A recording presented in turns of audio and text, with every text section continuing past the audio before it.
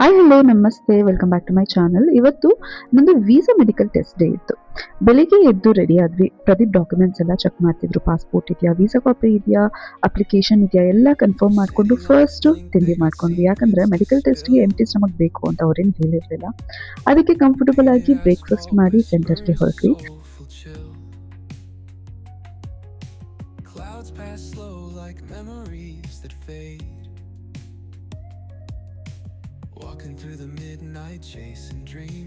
ಸೆಂಟರ್ಗೆ ಹೋದ್ಮೇಲೆ ಪ್ರೋಸೆಸ್ ತುಂಬಾ ಸ್ಮೂತ್ ಆಗಿ ಇತ್ತು.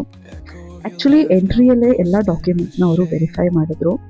ನನ್ನ ಹತ್ರ ಅವರು ಕೇಳಿದ್ದು ಬಂದು 4 ಡಾಕ್ಯುಮೆಂಟ್ಸ್. ಒಂದು ಪಾಸ್ಪೋರ್ಟ್, ಒರಿಜಿನಲ್ ಪಾಸ್ಪೋರ್ಟ್ ಕಾಪಿನೇ ಇಟ್ಕೊಂಡಿರ್ಬೇಕು, ಜೆರಾಕ್ಸ್ ಎಲ್ಲ. ರೆಸಿಡೆನ್ಸ್ ಎಂಟ್ರಿ ಪರ್ಮಿಟ್ ಅಥವಾ ಇ ವೀಸಾ ಕಾಪಿ ಅಂತ ಹೇಳಿ ಕರೀತಾರೆ, ಆ ಡಾಕ್ಯುಮೆಂಟ್ ಕೇಳಿದ್ರು. ಆ್ಯಂಡ್ ಮೆಡಿಕಲ್ ಅಪ್ಲಿಕೇಶನ್ ಅನ್ನೋದು ನಿಮ್ಮ ಕಂಪ್ನಿಯವರು ಪ್ರೀಫಿಲ್ ಮಾಡಿರ್ತಾರೆ ಆಲ್ರೆಡಿ, ಆರ್ ನೀವು ಡಿಪೆಂಡೆಂಟ್ ವೀಸಾ ಆಗಿದ್ರೆ ನಿಮ್ಮ ಪಾರ್ಟ್ನರ್ ಕಂಪ್ನಿಯವರು ಆಲ್ರೆಡಿ ಪ್ರೀಫಿಲ್ ಮಾಡಿರ್ತಾರೆ. ಸೊ ಆ ಮೆಡಿಕಲ್ ಅಪ್ಲಿಕೇಶನ್ ಕಾಪಿನ ಇಟ್ಕೊಂಡಿರ್ಬೇಕು.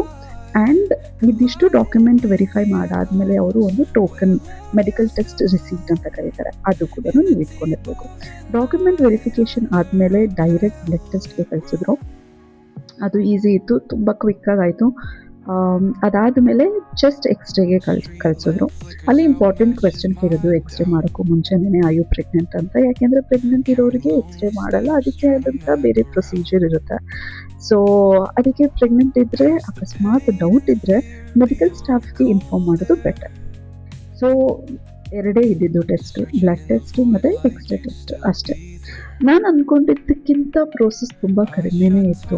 ಇನ್ಫ್ಯಾಕ್ಟ್ ನಾನು ಸ್ಟಾರ್ಟಿಂಗಲ್ಲಿ ಟೆನ್ಷನ್ ಮಾಡ್ಕೊಂಡಿದ್ದೆ, ಎಷ್ಟೊತ್ತಾಗುತ್ತೋ ಏನೋ, ಎಷ್ಟು ವೆಯ್ಟಿಂಗ್ ಟೈಮ್ ಇರುತ್ತೋ ಏನೋ ಅಂತ ಹೇಳ್ಬಿಟ್ಟು. ನಾವು ಹೋಗಿದ್ದ ಸೆಂಟರಲ್ಲಿ ಆ್ಯಕ್ಚುಲಿ ವೆಯ್ಟಿಂಗ್ ಟೈಮ್ ಜಾಸ್ತಿ ಇರಲಿಲ್ಲ. ಆನೆಸ್ಟ್ಲಿ ಹೇಳಬೇಕು ಅಂತಂದರೆ ಎಂಟೈರ್ ಪ್ರೋಸೆಸ್ 5 ನಿಮಿಷಕ್ಕಿಂತ ಬೇಗನೆ ಮುಗ್ದೋಯ್ತು. ಸೊ ದುಬೈಗೆ ಮೂವ್ ಆಗೋ ಪ್ಲ್ಯಾನ್ ಇದ್ದರೆ ಈ ಇನ್ಫಾರ್ಮೇಷನ್ ನಿಮಗೆ ಹೆಲ್ಪ್ ಆಗ್ಬೋದು. ಈ ವಿಡಿಯೋ ಸೇವ್ ಮಾಡಿ, ಫ್ಯೂಚರ್ಗೆ ರೆಫರೆನ್ಸ್ಗೆ ಬೇಕಾಗುತ್ತೆ.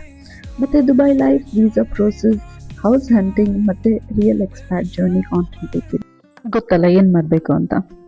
ಲೈಕ್ ಮಾಡಬೇಕು, ಕಮೆಂಟ್ ಮಾಡಬೇಕು, ಹಾಗೆ ಸಬ್ಸ್ಕ್ರೈಬ್ ಮಾಡಬೇಕು. ಗೊತ್ತಾಯ್ತಲ್ಲ? ಬಾಯ್.